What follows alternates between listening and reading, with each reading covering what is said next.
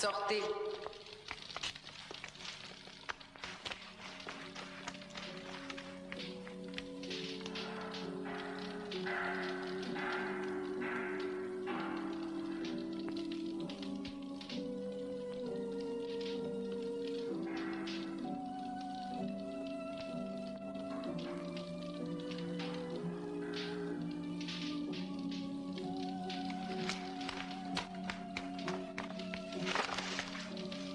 Tu es vivant.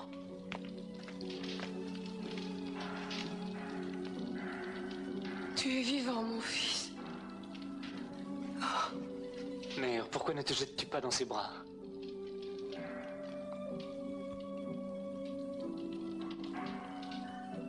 Dans les bras d'un inconnu, pourquoi?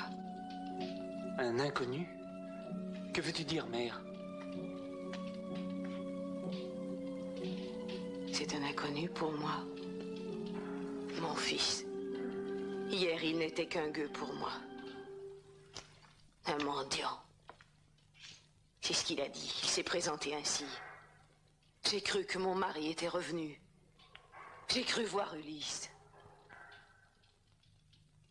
Il m'a dit s'appeler Aïton de Inossos. Je voyais devant moi l'homme que pendant 20 ans, patiemment, j'avais attendu. Et lui ne me montrait nulle confiance. Il mentait comme s'il craignait que je le trahisse. Moi, oui, moi, sa propre femme. Pourquoi? Pourquoi? Et je ne lui ai rien demandé. Je me suis tue. Je n'ai rien voulu dire, car tout dictait à la femme d'Ulysse d'être forte. Mes devoirs encore cachaient son bonheur quand 20 ans de patience sont finalement récompensés. Voyait-il donc si peu la preuve de ma constance? Cette preuve, tu l'as. C'est à moi maintenant d'exiger une preuve. Entre époux, il existe certaines marques bien à eux que nul ne peut connaître. S'il est vraiment Ulysse, il saura me convaincre. S'il est vraiment Ulysse, il trouvera une marque secrète qui me fera voir qu'il n'a pas oublié les années où il n'aurait pas mis en doute ma foi. Fais qu'on prépare un lit, ma reine. Je suis là, épuisé. Donne l'ordre. Mon lit. Qu'on prépare vite le lit d'Ulysse et qu'on l'apporte ici. Qui pourrait déplacer ce lit, Pénélope? Je l'ai creusé moi-même dans un tronc d'olivier. Tu ignores, Télémaque, mon fils, ce qu'il signifie pour nous. Cet olivier de l'enfance, ta mère l'avait vu grandir chaque année. Elle voulut que dans son tronc superbe, je taille notre couche. Ensuite, j'ai bâti autour du bel olivier les murs de la chambre nuptiale. Je fis le toit, les portes et toute la maison. J'étais jeune alors. Tu n'étais pas né, mon fils.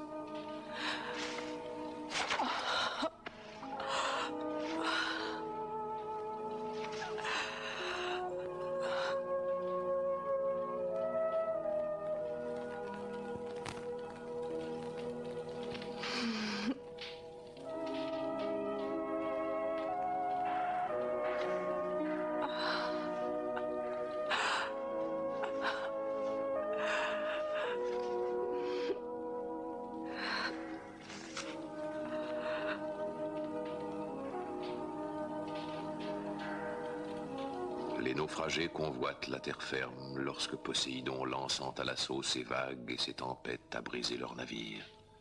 Peu d'entre eux, cependant, échappent à la mer et parviennent à la plage. Telle une naufragée, Pénélope convoitait son époux retrouvé.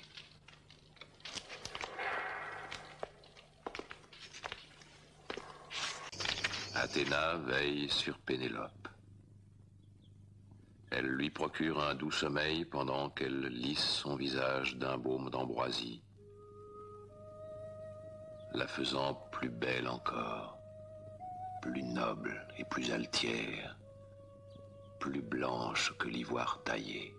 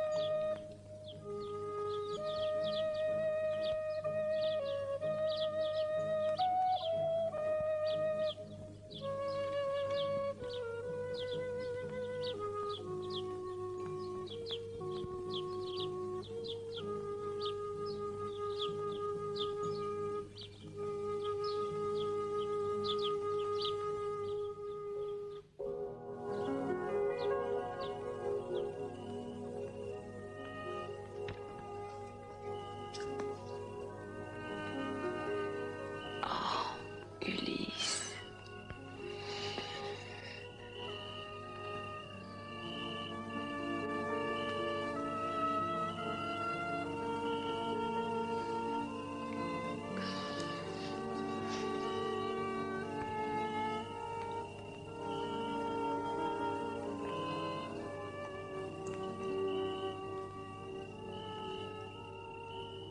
C'est étrange. Je sais que toutes nos nuits ne seront pas semblables. Et je n'en ressens pourtant nulle tristesse.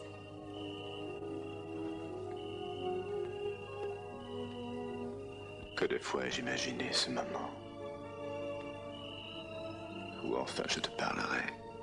J'avais les dieux pour interlocuteurs et je n'arrivais pas toujours à les comprendre. Alors que ton amour aurait tout éclairé.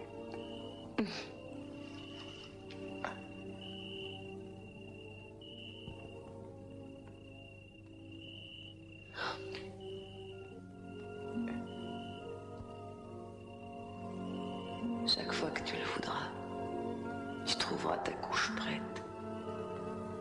Ne crains jamais de me dire ce que tu penses ou ce qu'un Dieu t'a inspiré.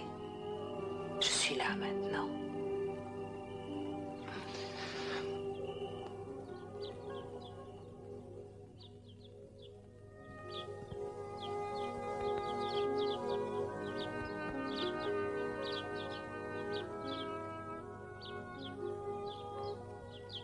Bientôt, je le pense, je devrais reprendre la mer.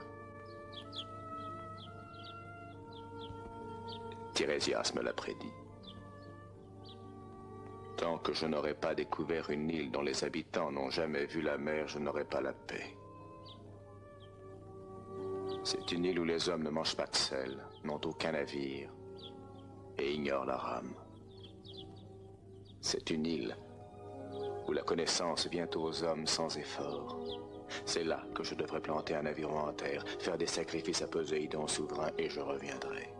La mort un jour s'approchera de moi. Elle me trouvera ici, dans une sereine vieillesse, entourée de mon peuple heureux. Ainsi parla Tirésias. Sa prophétie un jour se réalisera.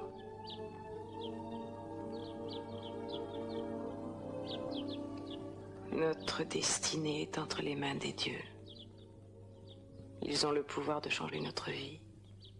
Et il n'est rien que l'on puisse faire. Sinon se taire et regarder. Nos peines, nos douleurs nous viennent d'eux. Et notre vie est notre mort.